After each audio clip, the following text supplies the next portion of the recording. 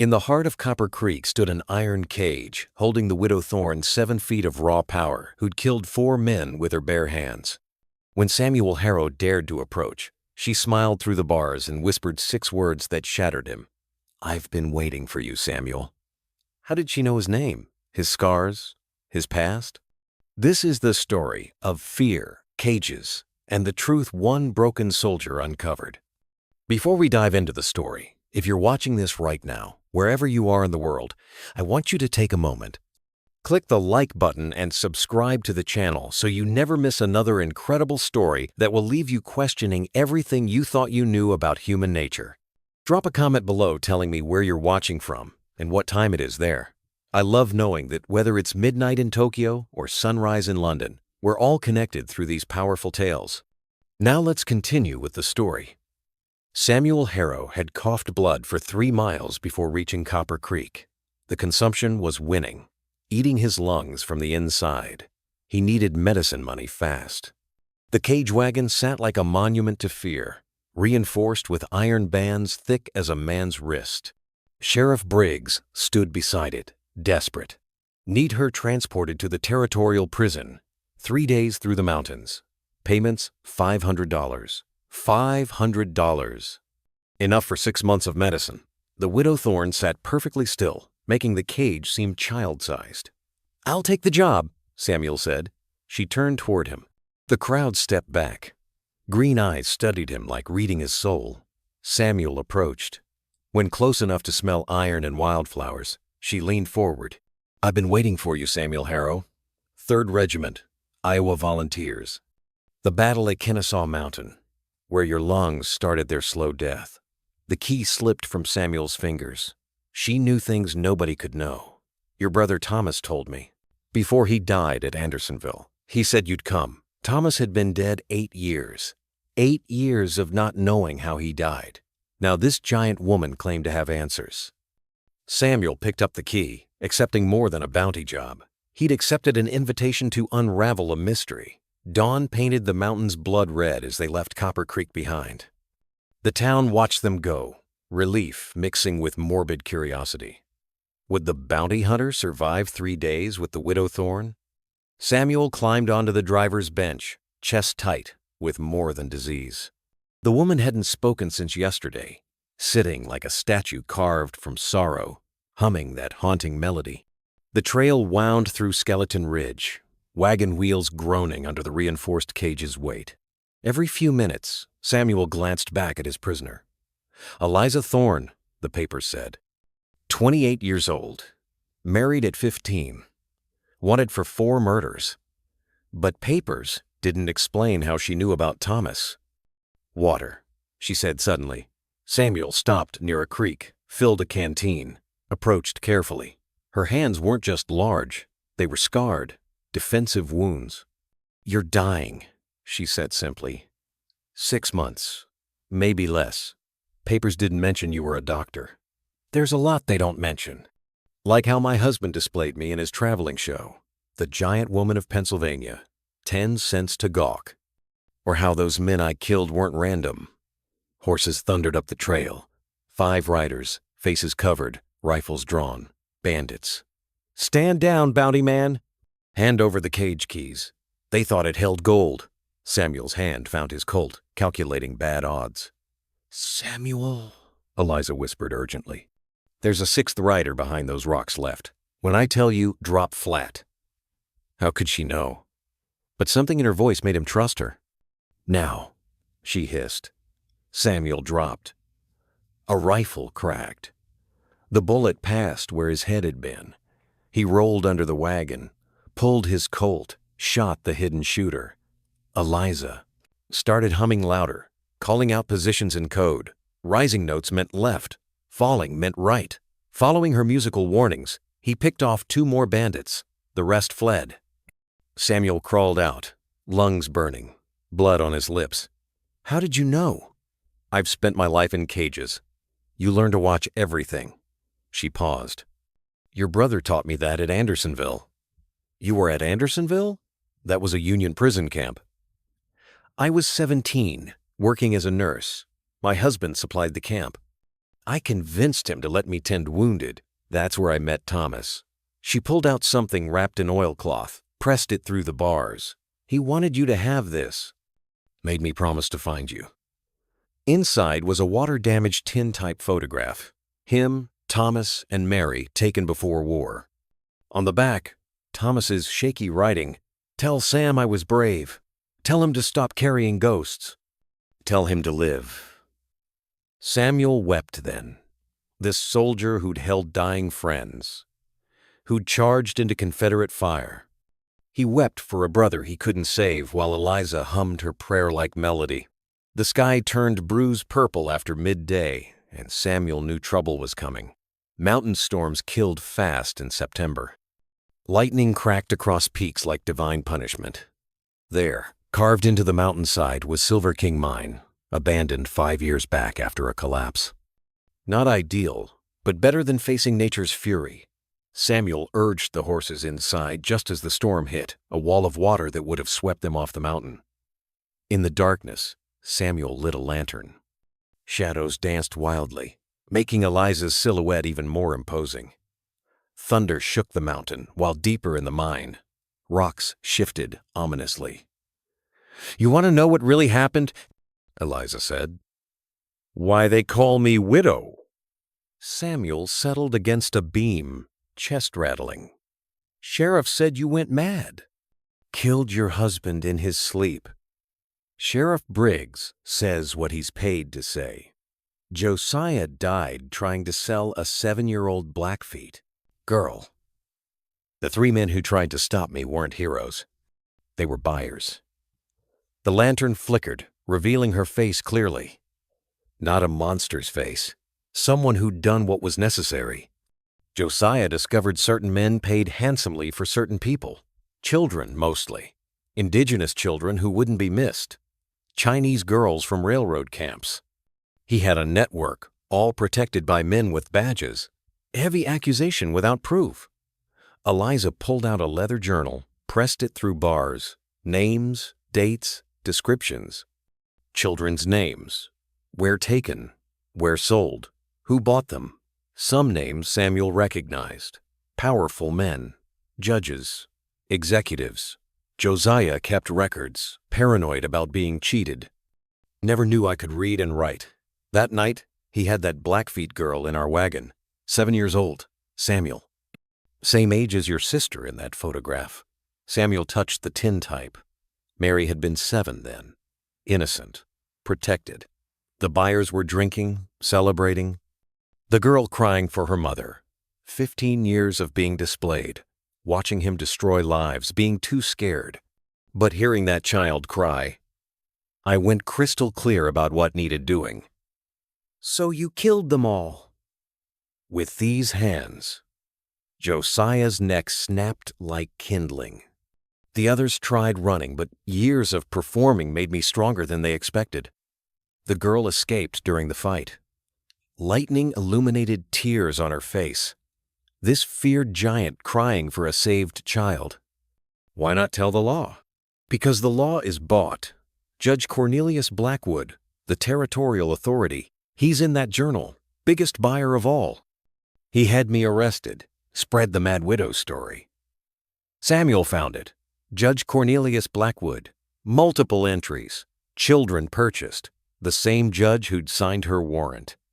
There's more. Your name's there too. Not as buyer, as threat. Blackwood marked you for elimination. Something about a war massacre you witnessed. Samuel's blood chilled. Milliken's Bend, Confederate prisoners executed after surrender. He'd filed a report.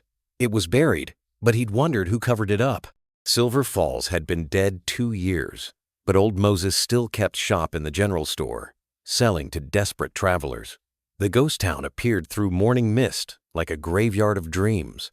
Moses sat whittling on his porch, as if the whole town hadn't died around him. "Well, I'll be damned," Moses said, standing fast.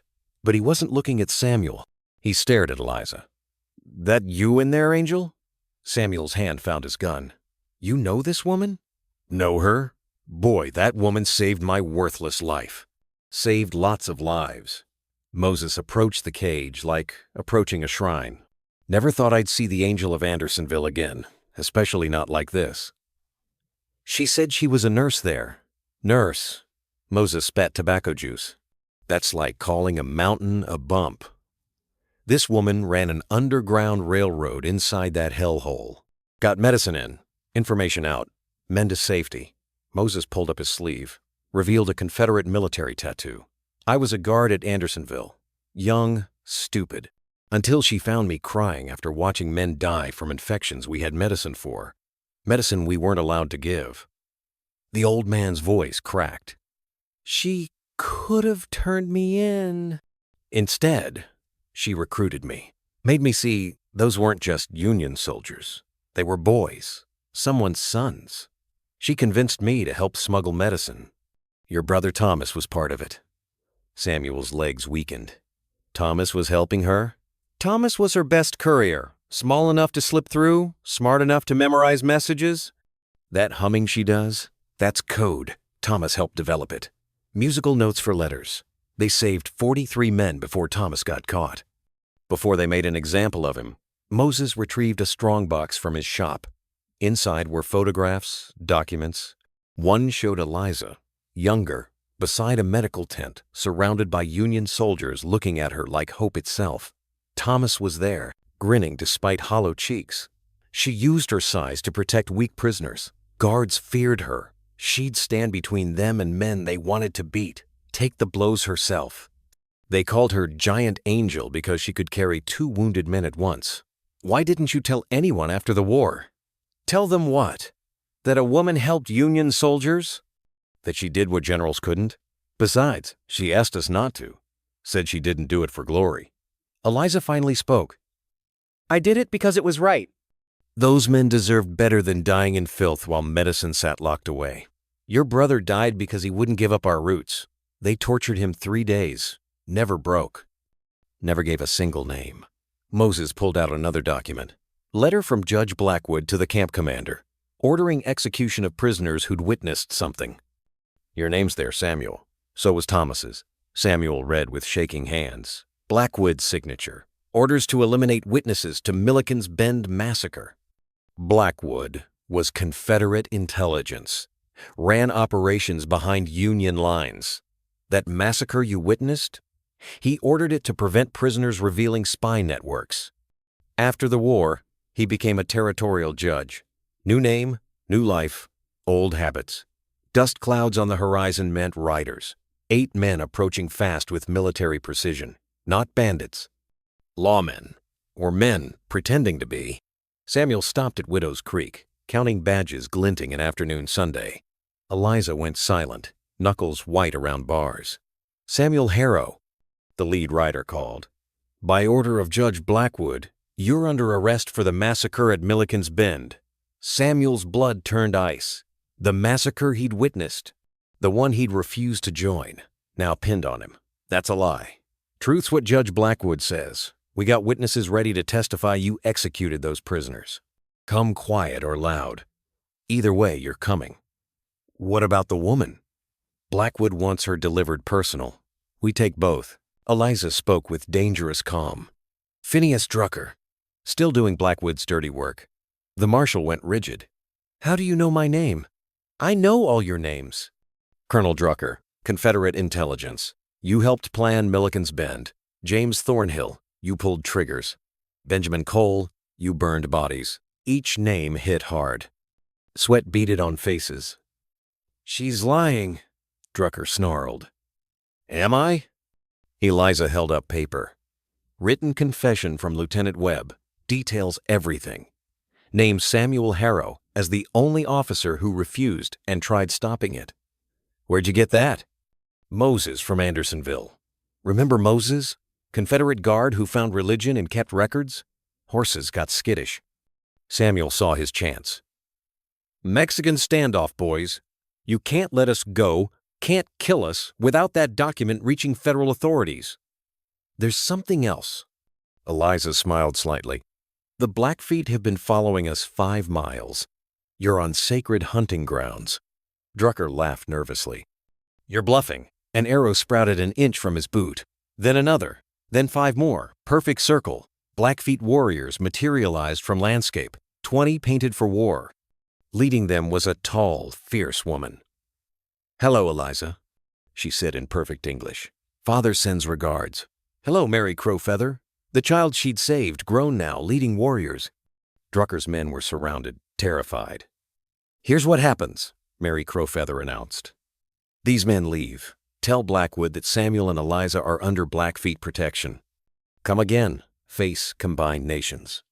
"You can't threaten territorial officers," Drucker blustered. "Not threatening, promising. Eliza saved me when I was 7 from men who see children as property. We don't forget." She turned to Samuel. "You're sick.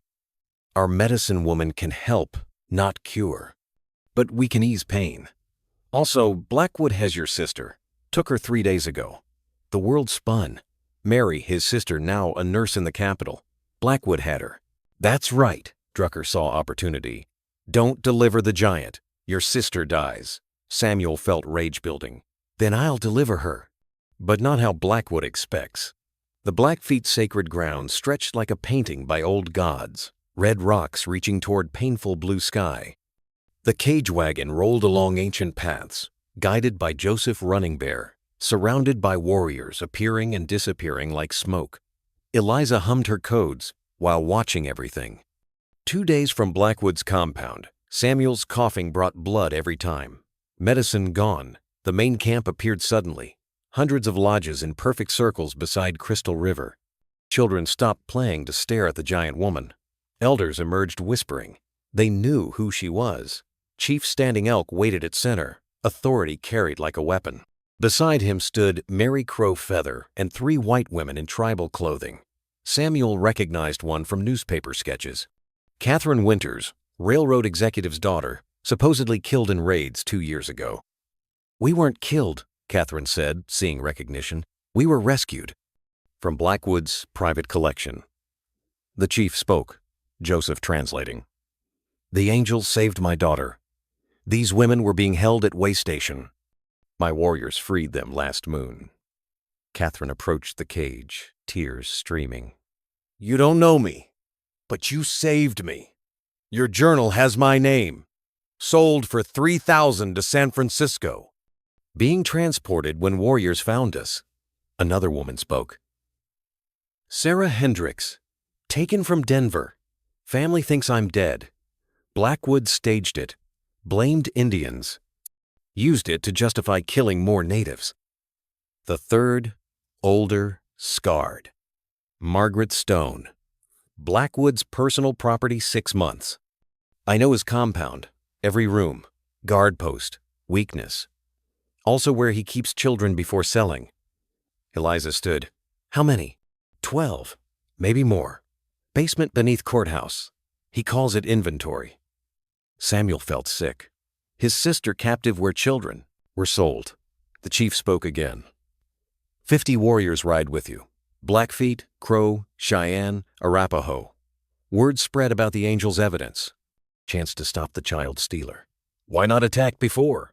Attack a judge without proof? They'd call it uprising. Send cavalry, kill hundreds. But with the angel's journal, testimony, federal marshals who owe her, this becomes justice. Mary Crowfeather produced a decorated war lance. This was my birth father's. Blackwood killed him when he searched for me. Waited 11 years for this. "You were that little girl," Samuel understood. "The one Eliza saved. 7 years old, sold for $500 to be some man's pet.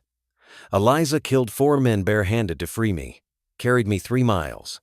Father's scouts found us at dawn, both bloody." The chief nodded toward Medicine Lodge. "Our healer will help. Not cure, but strengthen. You need 3 more days." Inside, an ancient woman examined Samuel's chest, clicking disapproval. She prepared tea tasting like earth and lightning, vapors that cleared lungs temporarily. "Death sits in your chest, but death can wait. Spirits say you have work." Outside, children surrounded Eliza's cage, reaching through bars to touch her hands. She told them gentle stories. One boy, 5, blue eyes, Blackfeet clothing caught Samuel's attention. "Timothy Morrison," Joseph explained. "Taken from wagon train." "Not by us. Blackwood's men sold him as war captive. We're protecting him. Parents told he was killed by savages." The chief called council. Warriors from 5 tribes gathered around Eliza's cage. She stood, voice carrying. "Tomorrow we ride. Not to raid, to witness justice served." She held up the journal. "This destroys him. Federal marshals already coming. War cries from hundreds of throats. The giant angel would free the caged." Garrison's trading post sat at the crossroads like a waiting spider. Too quiet for midday. No horses, despite fresh tracks. Windows shuttered when they should be open. Samuel knew it was a trap, but they needed Blackwood thinking his plan worked. Warriors stayed hidden while Samuel drove the cage wagon down the dusty approach. Eliza had stopped humming, body coiled tight. "At least 15 men," she whispered. "2 in hayloft, 3 behind water barrels, more inside." Samuel's chest felt like broken glass. The medicine woman's herbs helped, but the ride had taken everything. Blood spotted his shirt. Vision swimming. "Samuel Harrow," a voice called from inside. "Judge says your sister's counting hours. Every hour late costs her a finger. Rage gave strength." Samuel stopped the wagon over the marked dry well. "Here with the prisoner. Come verify delivery." Men emerged, guns drawn. Their leader, scarred with dead eyes, approached. "The famous giant widow. Blackwood's making special gallows just your size." Eliza looked at him with pure contempt. "William Garrett, age 42, wanted 3 states. Likes hurting women smaller than him, which is most, except me." Garrett's face reddened. "Shut up, freak." "Try." Then Samuel saw it. Movement in the window. Auburn hair. Mary. His sister was here, not at the compound. His hand tightened on the rifle. "Boss wants you alive, but not unharmed. Boys, let's test if the giant bleeds like normal folk." The first arrow took the hayloft man through the throat. Joseph shot. Then explosion. Warriors poured from forest, war cries splitting air. Garrett's men scrambled. Samuel rolled off the wagon trying to reach Mary. Then he heard it. Metal groaning. Breaking. Eliza stood in the cage, hands on 2 bars. Iron thick as a man's wrist, bending outward. No strain on her face, just purpose. The bars snapped like thunder. She stepped through the gap, 7 feet of unleashed fury. Garrett fired point blank. Bullet grazed her shoulder. She didn't slow. Her hand closed on his throat, lifted him like nothing. "Want to know if I bleed? I do, but I don't stop." She threw him through the trading post window. Screams followed. Samuel forced himself up, stumbled toward the door. Lungs failing, but Mary was there. Inside was chaos. Mary tied to a chair in the corner. Samuel started toward her when pain exploded through his shoulder. Shot. Spinning around. Through blurring vision, he saw Eliza enter. She moved through gunfire like rain, reached Mary in 3 strides. Rope snapped under her hands. Then Garrett rose behind them with a shotgun. "Samuel, down!" Samuel dropped. The blast passed overhead. Eliza picked up Mary's chair, threw it with such force it knocked Garrett through another window. He didn't rise again. Mary was beside Samuel instantly, pressing cloth to his wound. "You're dying. Need help now." "Not yet, Blackwood. Have to stop him." Joseph appeared. "Trading post hours. 6 dead, 5 captured, 4 fled." Eliza knelt beside them. "You've done enough." "No. Started together, end together. Besides, you need me. Blackwood expects me delivering you." In the cellar, they found 5 children, bound and gagged, waiting for sale. The medicine woman's draft burned through Samuel's veins, giving false strength as they approached Blackwood's compound. The fortress rose 30 feet high, glass-topped walls, guard towers, and a courthouse more castle than Justice Hall. Eliza sat in the broken cage voluntarily, playing imprisoned. Warriors melted into landscape. Mary sat beside Samuel, pistols hidden. Federal marshals were 2 hours behind, alerted by Moses's telegraph. Gates opened. They were expected.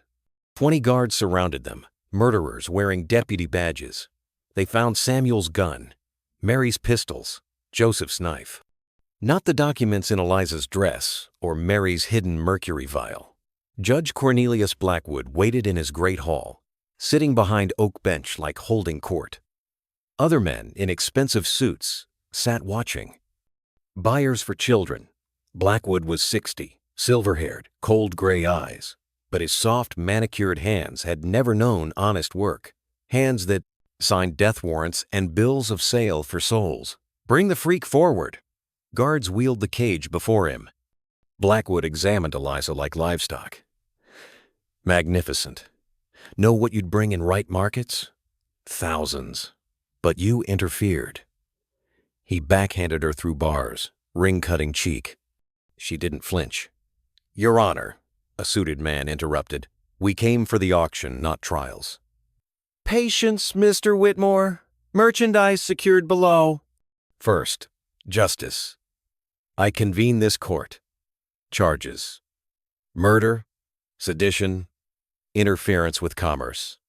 Mary couldn't stay silent. Commerce? You're selling children. Nurse Harrow, so useful. Your brother's weakness made him predictable. Samuel noticed Mary's dilated pupils. Not fear. Mercury exposure. She'd been poisoning Blackwood. His tremor, confused looks, forgotten words. Mercury madness building weeks. Let's be quick. All guilty. Death sentence. Except the giant. She'll be sold to Professor Aldrich's exhibition. I have something to say, Eliza said quietly. Condemned, don't speak in my court. This isn't court. It's a slave market run by a war criminal. She began reciting names. Every child sold. Every family destroyed. With each name, she pulled documents from her dress. Buyers shifted nervously. Daniel Running Bear, age 8, sold to Marcus Whitmore of Chicago for $300. Whitmore went white. How does she know? Sarah Chen, age 6, sold to Judge Harold Fenton. Another buyer stood to leave. Guards blocked him. Thomas Harrow died protecting these secrets. Confederate Colonel Blackwood ordered Milliken's Bend massacre. Kill them all, Blackwood screamed. Mary stood. Judge, you look unwell. Shaking hands, dilated pupils, classic mercury poisoning. I've been adding it to your brandy 3 weeks. You poisoned me? Like you poisoned this territory. Slowly, deliberately. Chaos erupted. Gunfire cracked. Samuel covered Mary. Eliza stood, the broken cage falling away. A guard raised his rifle. She bent the barrel, threw him through Blackwood's window. The doors exploded. Warriors flooded in. Joseph leading. Behind them, federal marshals with real badges. Everyone freeze! Federal jurisdiction! Blackwood ran toward his railway car. He's going for the children! Mary shouted. Basement connects to his platform! They reached the basement. 12 children in kennels. Blackwood at the escape tunnel. It's over! Eliza said. He fired a derringer. Hit her stomach. Again. Shoulder. She kept coming. What are you? I'm justice. Every mother's rage. Every child's cry. She lifted him by the throat. Your judgment. But she didn't kill him. Handed him to Marshal Trent. Let him hang legally. Publicly. Marshal Trent dragged Blackwood back into the Great Hall, now filled with federal officers arresting buyers. The compound had become evidence. Every locked door opened. Every hidden ledger seized. But Blackwood wasn't finished. Even in chains, poison leaked from him like pus from a wound. You think this ends with me? Blackwood laughed, mercury madness making his eyes wild. I'm one link in a chain stretching to Washington. Senators, governors, they'll never let me testify. Eliza pressed her hand to her bleeding stomach, staying upright through will alone. That's why we're not waiting for a trial. She pulled out Moses's envelope, broke the seal. Inside were names, addresses. Every man from Andersonville who survived because of me. They've been waiting 8 years for this moment. Marshal Trent read the list, eyes widening. Judge Harrison, Senator Walsh, General Morrison. These men owe you their lives? They do, and they're coming. Blackwood's confidence cracked. You're lying. Telegraph went out 3 days ago. They'll be here within the hour. Mary was working on Eliza's wounds while Samuel leaned against the wall, his strength almost gone. The false medicine wouldn't last much longer. Through the windows, more riders approached. Not warriors this time. Men in federal uniforms, judges' robes, congressional pins. Judge Harrison entered first. Older now, but Samuel recognized him from Eliza's photograph. The skeletal prisoner she'd saved was now Territorial Supreme Justice. "Hello, Angel," Harrison said softly. "When Moses sent word, I came immediately." More men entered. Each one had been at Andersonville.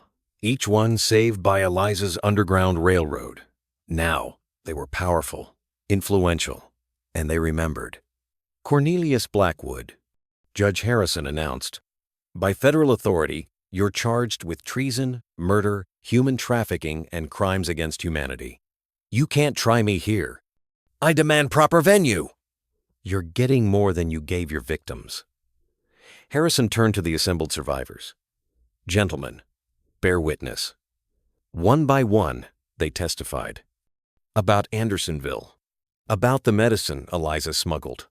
About Thomas Harrow's sacrifice. About the children she'd saved since. The evidence mounted like stones on a grave. Senator Walsh held up Eliza's journal. "This contains enough evidence to destroy dozens of men. The trafficking network ends today." Blackwood made one last desperate play. "The giant killed 4 men. She's a murderer." "Self-defense and defense of others," Judge Harrison ruled. "Justified under federal statute." Mary stood, her nurse's bag in hand. "There's something else. The mercury poisoning wasn't random. It was justice. Slow, deliberate, measured, just like his crimes." "You little—" Blackwood lunged at her. Eliza moved faster than seemed possible for someone with 2 bullet wounds. She caught him mid-leap, held him suspended. "You want to hurt one more person? Try." The gathered children from the basement were brought up, wrapped in blankets. 12 souls saved from hell. Mary Crowfeather entered with her warriors, Timothy Morrison in her arms, the boy Blackwood had sold as a war captive. "These children testify without words," she said. "Their existence proves his guilt." Blackwood broke? Completely then, screaming confessions, naming names, trying to trade information for his life. Every word was recorded. The network would burn. Judge Harrison rendered verdict. Death by hanging, tomorrow at dawn, public execution.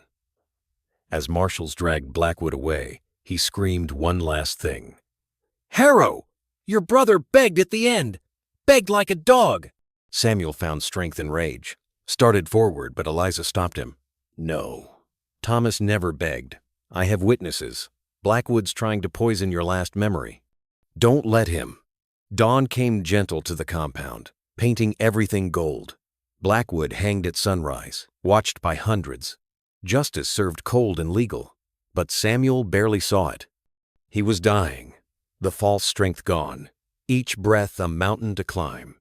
Mary held him upright, while Eliza, bandaged but standing, watched the children being reunited with families. 57 children found in total, Marshal Trent reported. Hidden rooms, false walls, everyone going home. Catherine Winters was crying, holding her father who'd come from San Francisco. Timothy Morrison's parents, told their son was dead, held him like he might disappear. Mary Crowfeather translated as, "Native families found their stolen ones." Judge Harrison approached Eliza. All charges dropped. Full pardon. The Angel of Andersonville is finally free. Free. Eliza looked at the broken cage in the courtyard, twisted metal that once held her. "I was never really trapped, just waiting." Waiting for what? She looked at Samuel, dying in his sister's arms. For him, Thomas made me promise, find his brother, give him purpose beyond slow death. Save him like Thomas saved me. Samuel coughed blood, tried to speak. Mary was crying. "Please, there must be something." "There is," Eliza said. She knelt beside Samuel, her massive frame gentle. "You think you're dying having accomplished nothing, but look around. 57 children free because you brought me here. A network of evil destroyed, your sister safe." Through fading vision, Samuel saw them all. The children, the families, the warriors, the federal marshals, all here because he'd taken a bounty job. "Thomas," he whispered. "Thomas saved 43 men at Andersonville. You saved 57 children. He'd be proud." Joseph Running Bear approached with an elderly Blackfeet woman. "She says the white man's disease will take you. But not today. Not if you choose to fight. There's work still. Work." Samuel thought of the empty school in town, the orphans who'd need somewhere safe, the stories that needed telling. The truth about Andersonville, about Thomas, about the angel. 1 year, the medicine woman said in English. "I can give you 1 year, maybe more. Enough to build something good." Samuel looked at Mary, at Eliza. "The children will need a school." "They will," Eliza agreed. "And teachers." "And protectors." The medicine woman began her work. Herbs, prayers, ancient knowledge meeting modern nursing through Mary's skills. Samuel felt something shift in his chest. Not healing, but slowing. Time, borrowed from death. 1 year later, exactly, Samuel stood in the garden of the Harrow School for Lost Children. 23 students, all rescued from Blackwood's network or orphaned by frontier violence. Eliza taught them strength and kindness. Mary taught them medicine and letters. Samuel taught them history, the real kind, including Thomas's story. Samuel was dying, truly now. The borrowed year almost gone. But he'd built something. The school stood solid, funded by the men Eliza had saved at Andersonville, protected by treaties with 5 tribes, recognized by federal authority. Eliza found him by the morning glories growing through the old cage bars, now a garden trellis. "Still waiting?" he asked. "No, I found what I waited for." "What's that?" "Family. Purpose. The reason Thomas sent me to find you." She helped him sit on the bench. "He knew you'd blame yourself for not saving him, so he made sure you'd save others instead." Mary joined them with the newest student, a small Cheyenne girl found locked in a root cellar, traumatized but healing. "Tell her the story," the girl whispered, "about the giant angel." Eliza smiled, that sadness finally gone from her eyes. "Once, there was a woman everyone feared. They locked her in a cage, called her dangerous.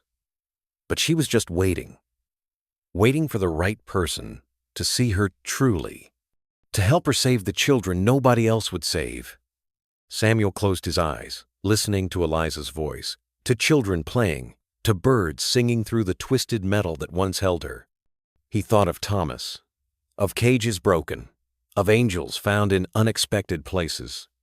3 weeks later, Samuel Harrow died peacefully in his sleep. His funeral filled the town. Warriors, marshals, judges, and children. All saved by a chain of kindness started by Thomas, continued through Eliza, completed by Samuel. Eliza spoke at his grave.